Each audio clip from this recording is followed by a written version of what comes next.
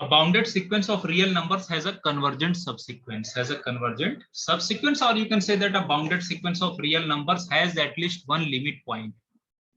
ठीक है ना, has at least one limit point. तो देखो इसके दो प्रूफ थे. पहला प्रूफ मैंने ये कहा कि मोनोटोन सबसीक्वेंस थ्योरम पे भी यूज करके आप कर सकते हैं. That your sequence is bounded, so as per previous result one can always construct at least one subsequence which is monotone. ये result हमने देखा था, how to construct monotone sequence whenever your sequence is bounded. So whenever your suppose any sequence is given, then one can always construct subsequence which is monotone. One can always construct subsequence which is monotone. And apart from this, if your sequence is bounded,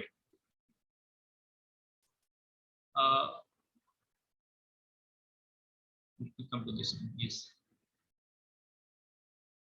So suppose your subsequence is monotone. Say monotone plus bounded implies convergent, and already it's given that sequence is bounded. So obviously subsequences are going to be bounded. Is there any doubt here? And from the previous theorem, monotone plus bounded implies convergence. So this is one of the proof. But in exam, you can. I will recommend you to go to this proof.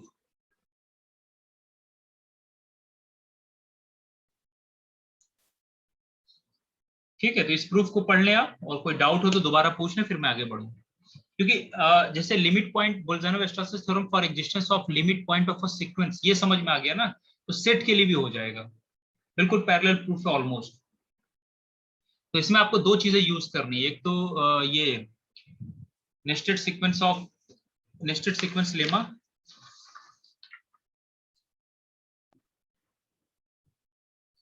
ये last step आप लोग construction समझ में आ गया था. ये जो we continue in this way to obtain a sequence of nested intervals. Yes sir.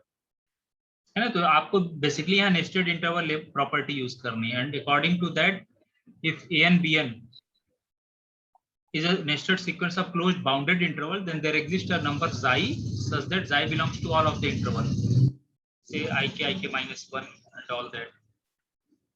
And if its infimum is 0, then that number will be unique and will belong to all of these intervals, say I1, I2, I3 and so on, all these nested intervals. So using that basically here we have seen that there is a unique common point, xi belongs to ik. So and this subsequence converges to that real point xi, so it has at least one limit point. So whenever your sequence is unbounded, whenever your sequence is bounded, it will always guarantee you for existence of one limit point. But see, if your while boundedness is not necessary in order for an infinite set to have limit point. Can you give me an example? Anyone? Where set is not bounded, but still it has a limit point. There are several examples. For example, see this case already I have discussed that -1 to the power n has is bounded sequence because its range set is bounded. So it will have at least one limit point, and we have seen that in fact it has two limit point, -1 is 1. But my question is that boundedness is not necessary. I'm writing here that boundedness is not necessary in order to have limit point.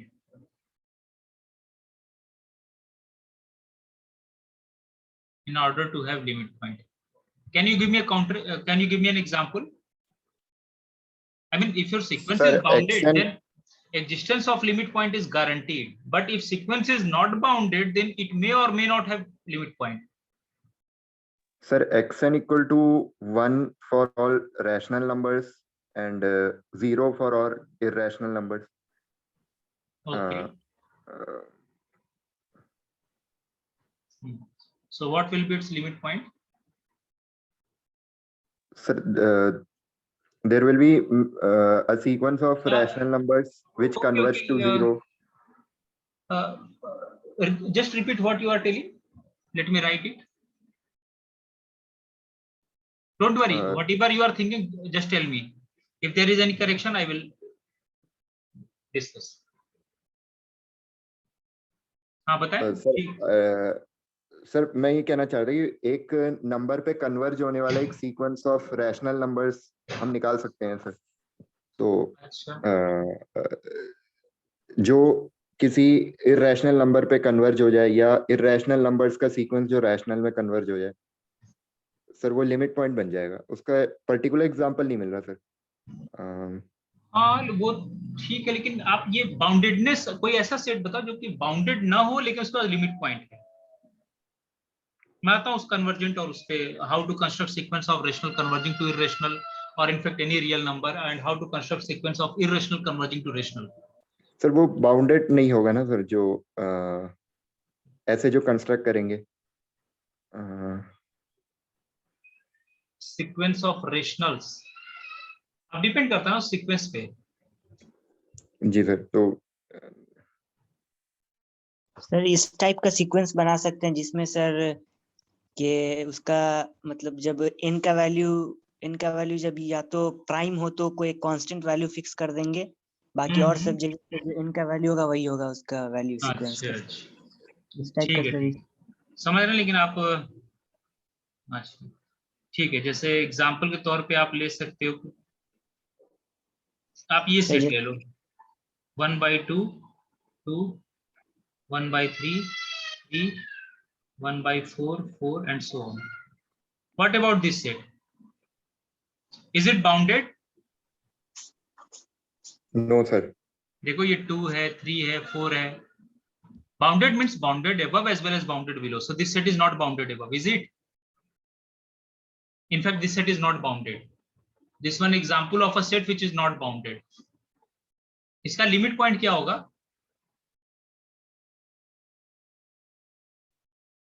किसके neighbourhood में epsilon neighbourhood में Zero. Infinite members होंगे? Zero. Zero limit. Very good, zero having limit point.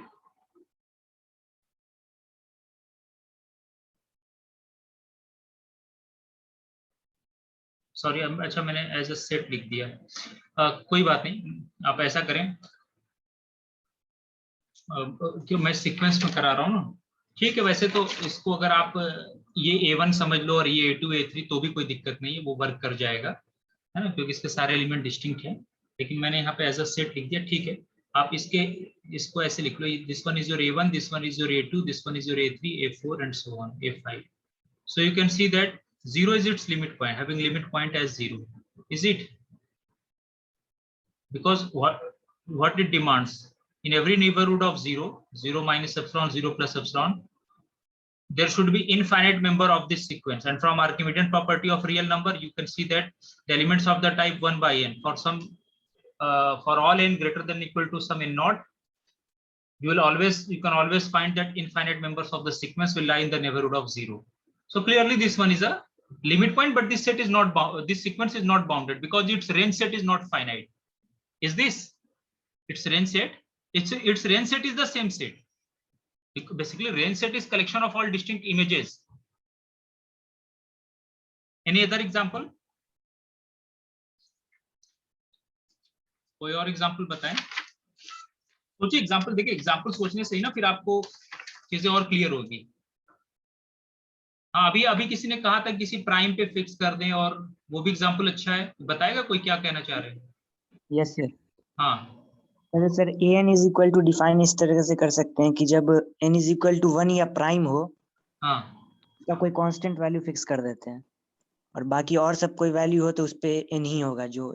चल example, हाँ कोई ऐसा example आप इनका ये कहना है कि जैसे मैं ये ले लूं sequence an is equal to say 3, है ना? when n is equal to 1 और प्राइम। वेरी गुड, 1 और प्राइम and और जगह पे n ही होगा। prime p when p is the smallest prime divisor of n. Yes. When n is composite, then let us allot it the smallest prime divisor of n.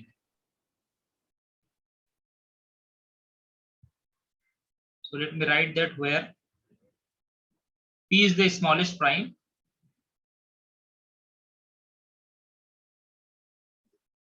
p is the smallest prime divisor of n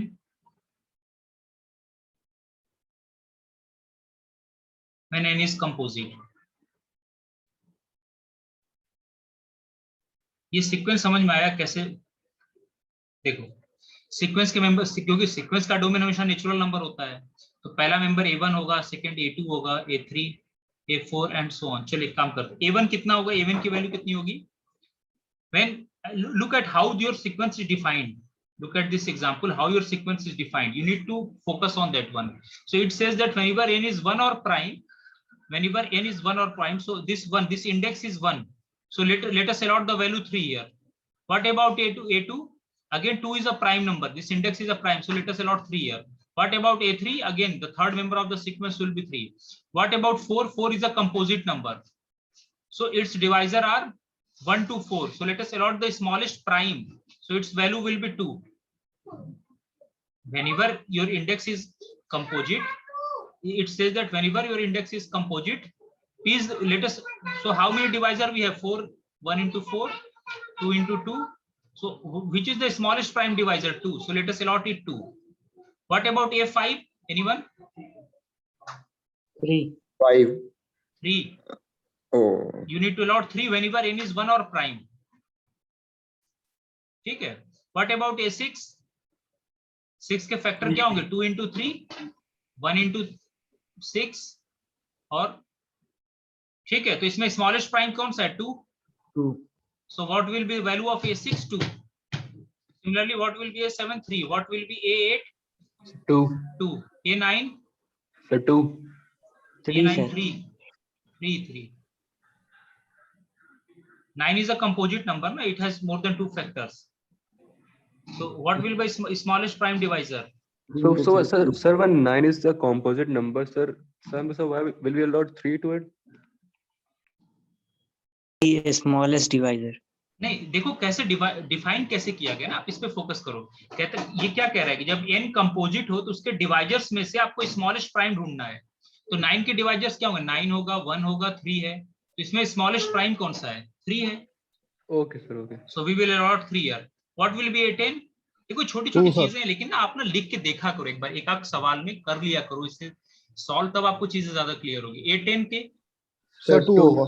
2। अब आप समझ गए क्या चल रहा है। A11? Sir, 3. A12? 3. 3, very good. हाँ very good. 2 आएगा। 2 होगा सर। हाँ, 2। Sir, 12 आएगा। तो आप देखो आपका सीक्वेंस क्या बन रहा है। अच्छा देखो एक चीज और है, हम जब लिमिट पॉइंट निकालते थे तो अगर आप लिमिट पॉइंट का डेफिनेशन रिकॉल कर तो क्या कहता था? जिसको भी आप लिमिट पॉइंट क्लेम करते थे, जैसे आप याद करो, अगर -1 टू द पावर n आप याद करो, तो -1 टू द पावर n में -1 1 दोनों लिमिट पॉइंट थे। क्योंकि अगर मैं -1 को लिमिट पॉइंट क्लेम कर रहा हूं तो -1 के हर एक नेबरहुड में सीक्वेंस के कितने मेंबर होने चाहिए? इनफाइनाइट। या आप ऐसे इसको इंटरप्रेट कर सकते हो कि अगर कोई वैल्यू इनफाइनाइट टाइम्स रिपीट हो रही हो तो वो उसका लिमिट पॉइंट होगा। कैन आई से? Yes sir.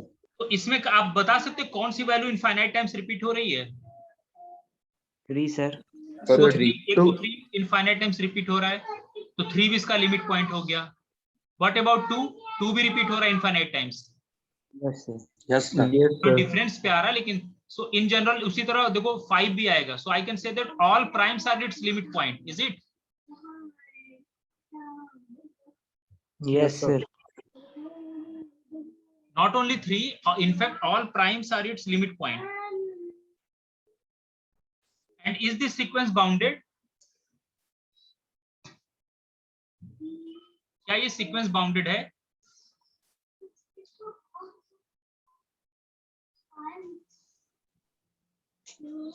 Sir, it is not. no, sir, it's not It bounded. is not bounded, sir. ये बहुत अच्छा क्वेश्चन सुना। All prime numbers are its limit point, but sequence is not bounded. तो objective में अगर आपको देखना हो किसी कंपटीशन में तो लिमिट पॉइंट निकालना, तो पहले तो वो देखो कि क्या कोई सीक्वेंस इनफाइनाइट टाइम्स, कोई मेंबर इनफाइनाइट टाइम्स रिपीट हो रहा, तो देखो 3 भी इनफाइनाइट टाइम्स आ रहा, तो ये इसका लिमिट पॉइंट हो गया। मैं लिमिट की बात नहीं कर रहा हूँ, लिमिट पॉइंट की बात कर रहा हूँ, limit point of a sequence. Sir, A65 पे सर 5 आएगा सर उसका। हाँ कितना ये? A65 sir. हाँ तो 65 के फैक्टर्स कर देंगे ना। 65 के फैक्टर्स क्या होंगे? 1 5 से स्टार्ट होगा। हाँ 13 into 5। 13 into 5 और फैक्टर्स क्या क्या होंगे? 1 into 65 और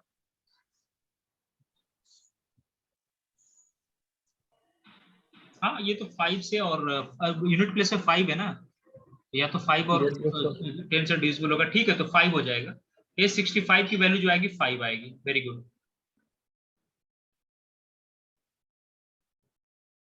ठीक है। तो देखो ये आपको एक एग्जाम और ऑब्जेक्टिव के इसके इवन सारे प्राइम नंबर्स लिमिट पॉइंट होंगे, तो यही है ना, A65 पे 5 आएगा, फिर A70 पे भी मुझे लगता है 5 आएगा, ठीक है ना, A70 पे भी 5 आएगा, A75 पे भी 5 आएगा। देखो 5 भी इनफाइनाइट टाइम्स रिपीट हो रहा है, तो मैं यहाँ से कह सकता हूँ 5 is also its limit point. तो 2 लिमिट पॉइंट हो गया, 3 लिमिट पॉइंट हो गया, 5 लिमिट पॉइंट हो गया। सर अगला सर A70 का सर 2 आ सकता है, A70 का। हाँ नहीं ये हाँ वेरी गुड, A70 का 2 आएगा, इनफैक्ट 2 से डिविजिबल है ना, स्मॉलेस्ट प्राइम हमें लेना ना, बिल्कुल सही। A125 पे क्या आएगा? 5 सर 5 आएगा। 5 आएगा। 5 है आएगा। ना? तो 5 के जितने परफेक्ट आई मीन पावर्स होंगे ना, उस पे 5 आएगा। जैसे 5 A5 5 होगा, A25 5 होगा, A125 5 होगा, is it?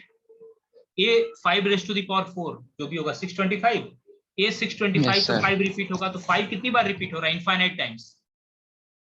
So 5 is also its limit point. What about 7? 7 इसका लिमिट पॉइंट है कि नहीं? देखो A7 पे 7 आएगा, A49 पे आएगा 7, A343 हाँ 343 ना, कितना हुआ?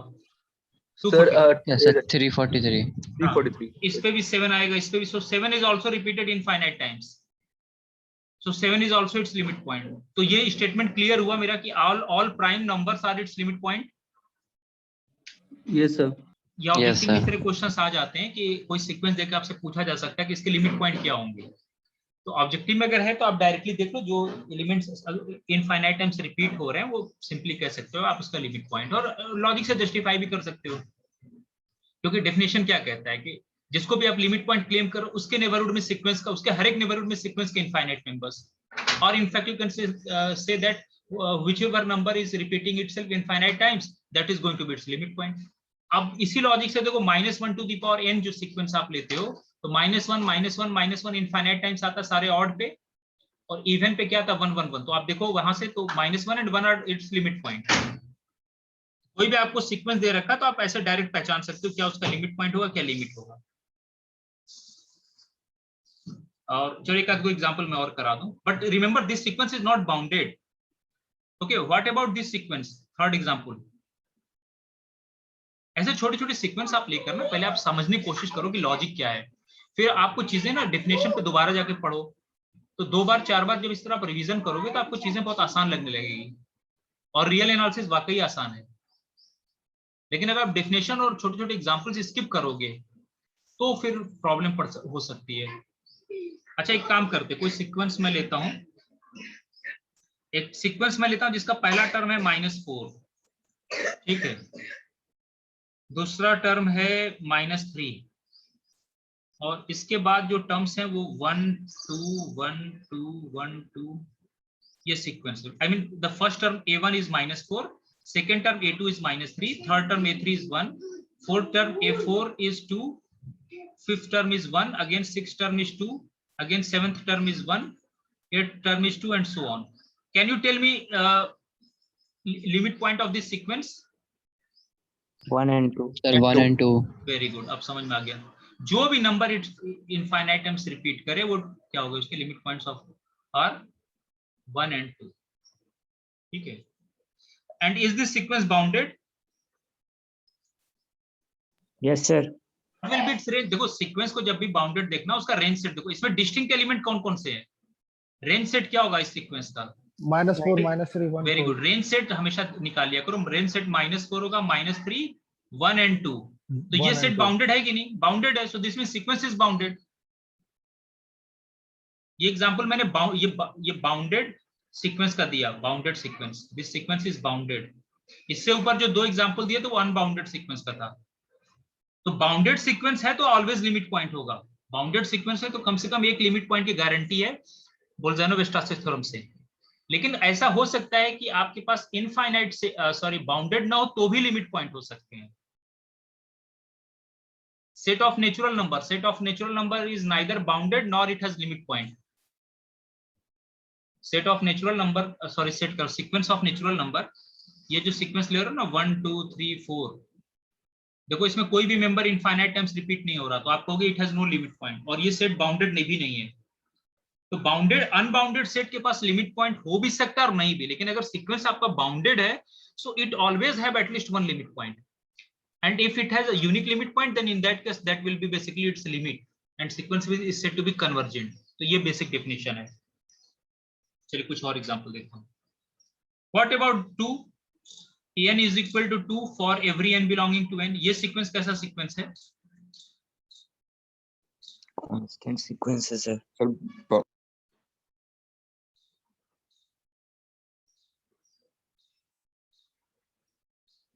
bounded, therefore at least one limit point, at least one limit point by which theorem? Bolzano-Weierstrass theorem, BWT। ठीक है, तो कभी भी किसी सीक्वेंस को अगर आपको चेक करना वो बाउंडेड है कि नहीं, सब हमेशा उसका रेंज सेट देखो। रेंज सेट में उस सीक्वेंस के डिस्टिंक्ट मेंबर्स का कलेक्शन वो रेंज सेट होता है ना। तो रेंज सेट अगर बाउंडेड है तो सीक्वेंस बाउंडेड। तो देखो मैंने क्या एग्जांपल दे दिया, इससे ऊपर वाला जो एग्जांपल दिया था ये बाउंडेड नहीं था। It has limit point, in fact infinite limit point, but this sequence is not bounded. इसमें तो सर ऐसा भी कंस्ट्रक्ट कर सकते हैं जिसमें सर अनबाउंडेड हो लेकिन यूनिक लिमिट पॉइंट हो। हाँ बिल्कुल बिल्कुल कर सकते हैं, अनबाउंडेड हो बट यूनिक लिमिट पॉइंट हो। लिमिट पॉइंट, हाँ ये हो तो गया लिमिट पॉइंट यूनिक हो न, but unique limit point need not नहीं सीक्वेंस में, और ये लिमिट पॉइंट वो मैं बताऊंगा। लिमिट सुपीरियर वो मैंने स्टेटमेंट गलत बोल दिया। लिमिट पॉइंट ही बोल रहा हूं। हाँ वो कन्वर्जेंट हो जरूरी नहीं है। देखो जैसे ये एग्जांपल दिया था ना अभी आपको, मैं कन्वर्जेंट का नहीं बात कर रहा सर, बस बोल रहा हूँ कि सीक्वेंस अनबाउंडेड हो लेकिन उसके पास एक ही लिमिट पॉइंट हो। हाँ ये तो यही एग्जांपल दिया था जो आपको ऊपर वाला, ये 1 1/2 वाला ये वर्क कर जाएगा। ये देखो कैसा सीक्वेंस है, पहला एलिमेंट हाफ है, सेकंड एलिमेंट 2 है, 1/3 3। तो ये सीक्वेंस क्या है, अनबाउंडेड है लेकिन इसका लिमिट पॉइंट यूनिक है 0। यही आप कहना चाह रहे हैं ना? हाँ ये हो गया। लेकिन अगर यूनिक लिमिट पॉइंट है और सीक्वेंस बाउंडेड नहीं है तो कन्वर्जेंट नहीं होगा। But if your sequence is bounded and it has unique limit point then it will be convergent. आपके पास ये एग्जांपल है तो ये काउंटर एग्जांपल पे जरूर सोचा करिए, आपको हेल्प करेगा कंपटीशन में कहीं भी। आपके पास कुछ स्टैंडर्ड एग्जांपल हमेशा तैयार रहना चाहिए स्टेटमेंट को आर्ग्यू करने के लिए। सर अगर हम सर इवन नंबर उसको ले लें, सीरीज ले लें, इवन नंबर की सीरीज, इवन नंबर की सीरीज ले लें, मैं लिख देता हूं। चलिए आप ये कह रहे हैं इवन नंबर की सीरीज, आप कह रहे हैं ये 2 4 6 8 एंड सो ऑन। तो आपका पहला टर्म A1 ये हो गया, A2 ये हो गया, A3 ये हो गया, A4। हाँ यूनिक होगा इसका, unique. It has no limit point, no limit point.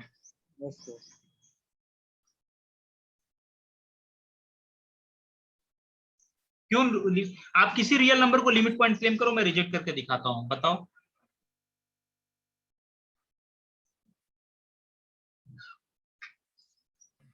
Yes sir. कोई भी रियल नंबर को क्लेम करो लिमिट पॉइंट, मैं रिजेक्ट करके दिखाता हूं। सर आपको क्या लगता है इसका लिमिट पॉइंट क्या होना चाहिए? सर 2 तो प्राइम है सर, 2 से 2। अरे नहीं ये अलग है भाई, वो एक अलग सीक्वेंस था, उसको तो इस तरह डिफाइन किया गया है ना। यहाँ इससे मत कंपेयर करें, यहाँ तो हमने इस सीक्वेंस को कंस्ट्रक्ट इस तरह किया कि 3 अलॉट कर रहे हैं व्हेन n is 1 और prime, and p where p is the smallest prime divisor of n when n is composite। यहाँ वो रिस्ट्रिक्शन नहीं है ना, यहाँ तो आपका सिंपली ये जो सीक्वेंस है ये तो आपका 2 4 6 8 है, इस पे तो ऐसा कुछ रिस्ट्रिक्शन है नहीं। तो ये तो सीक्वेंस का पहला मेंबर 2 हो गया, सेकंड मेंबर 4 हो गया, 6 हो गया। तो आपको क्या लगता है इसका क्या लिमिट पॉइंट होना चाहिए?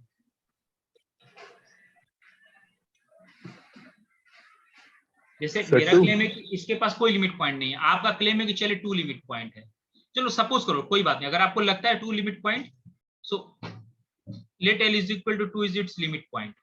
तो लिमिट पॉइंट का डेफिनेशन क्या कहता है कि 2 का आप कोई भी नेबरहुड बनाओ, 2 के हर एक नेबरहुड में, I mean 2 minus epsilon 2 plus epsilon, epsilon greater than 0 and for every epsilon greater than 0, 2 के हर एक epsilon नेबरहुड में सीक्वेंस के कितने मेंबर होने चाहिए? इनफाइनाइट। यही तो डेफिनेशन है। Yes sir. 2 के हर एक। अब एक काम करो, अब दिख रहा है यहां से कि मैं एप्सिलॉन क्या ले लूं कि रिजेक्ट हो जाए। अगर आप एप्सिलॉन जैसे 2 से एप्सिलॉन 1 4 ले के बीच लीजिए। में दूरी जो है वो 2 यूनिट है, आप 2 से छोटा ले लो, एप्सिलॉन को 1 ले लो। एप्सिलॉन को 1 जब लोगे तो नियरेस्ट Yes, एलिमेंट sir. जो 2 के 4 है ना, तो उससे छोटी दूरी ले लो। तो मतलब इस सीक्वेंस से की मैं बात कर रहा हूँ। तो 2 हो गया ये, तो 2 में से एप्सिलॉन इक्वल टू 1 ले लिया तो ये 1 हो गया, और यहाँ पे 3 हो गया।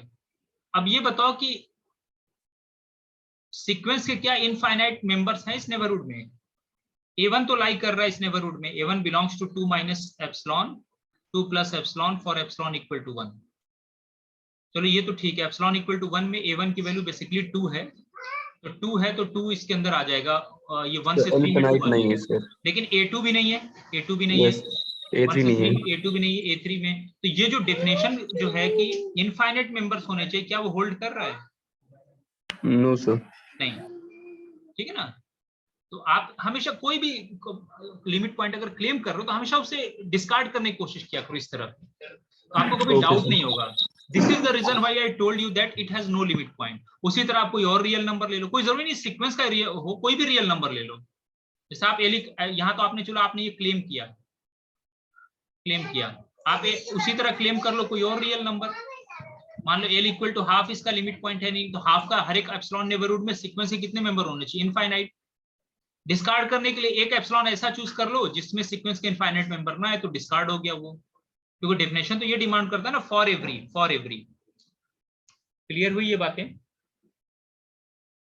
Yes, sir. Yes, sir. अभी भी किसी कोई डाउट है तो पूछ लें, बहुत बेसिक चीजें हैं, और जिस तरह मैं बता रहा हूँ इस तरह सोचने की कोशिश करें, लिख के पेन पेपर से देखें, एग्जाम्पल कंस्ट्रक्ट करें। जहां 8-10 एग्जाम्पल पे अच्छे से प्रैक्टिस कर लिया, ये पूरा टॉपिक क्लियर हो जाएगा। इस तरह सोचो और फिर डेफिनेशन से कंपेयर करें, हमेशा डेफिनेशन से कंपेयर करें।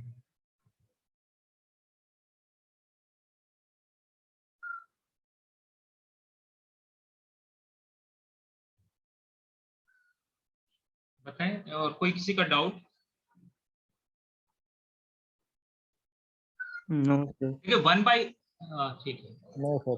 अच्छा, बोल्जानो-वेस्टासिस थ्योरम फॉर, मैंने सीक्वेंस करा दिया। एक काम करते हैं, जरा सेट पे भी देख लेते हैं। सेट पे शॉर्ट में एक आइडिया दे दूं, कहीं ऐसा ना हो कि भाई सेट का आ गया तो आप भूल गए। थोड़ा सा उसमें एक चीज और हो जाएगा, तो उसके बाद हम लोग इस पे कुछ इसके एक्सरसाइज में, क्योंकि अभी टाइम है तो थोड़ा सा और डिटेल में देख लेते हैं। ये टॉपिक्स हमेशा आपको काम आएंगे, और इससे क्वेश्चंस किसी भी कंपटीशन में बहुत ज्यादा आते हैं, मतलब फेवरेट होता है लोगों का ये सब रियल एनालिसिस के क्वेश्चन। आप किसी भी कंपटीशन में उठा के देखो, आपको हमेशा, और एक्चुअल में ये आप सही से देखो तो आप 11th-12th में जो कैलकुलस पढ़े हो ना, उसी का एक्सटेंशन ही तो चल रहा है ये। तो फंक्शन और ये सब जो जिसने पढ़ रखा अच्छे से, तो आप आसानी से कर लोगे ये। एक काम करता हूं मैं, ये तो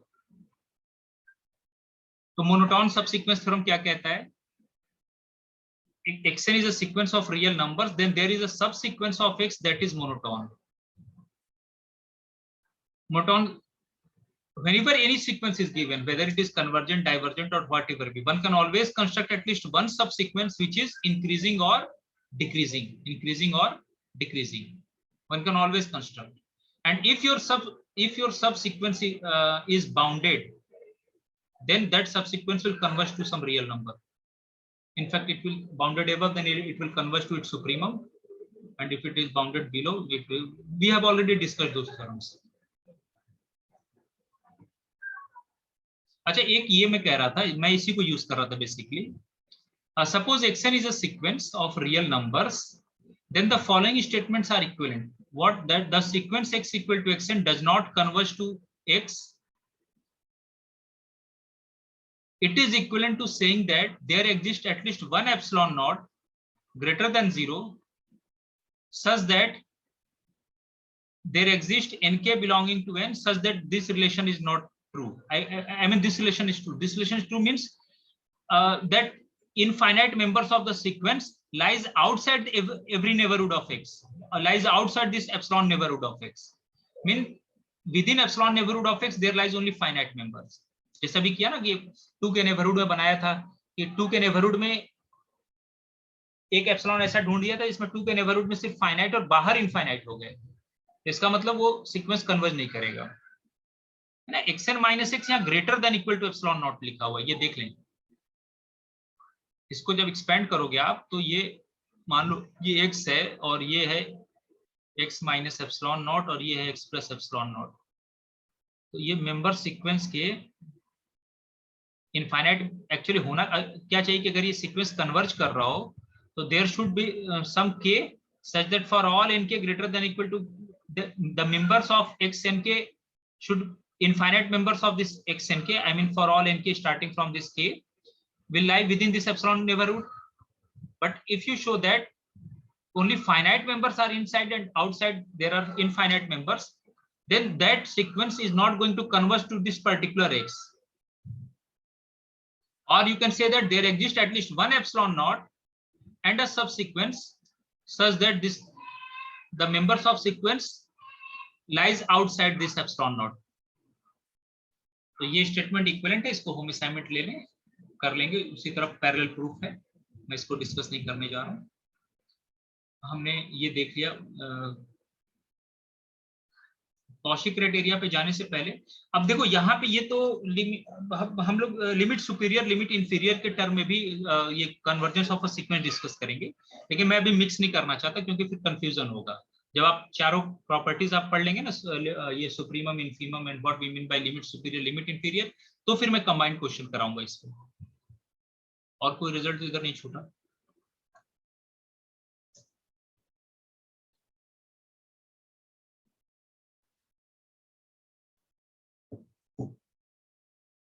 ठीक है, 11:40 हो रहा है, नेक्स्ट क्लास में डिस्कस करेंगे, रहने देते हैं।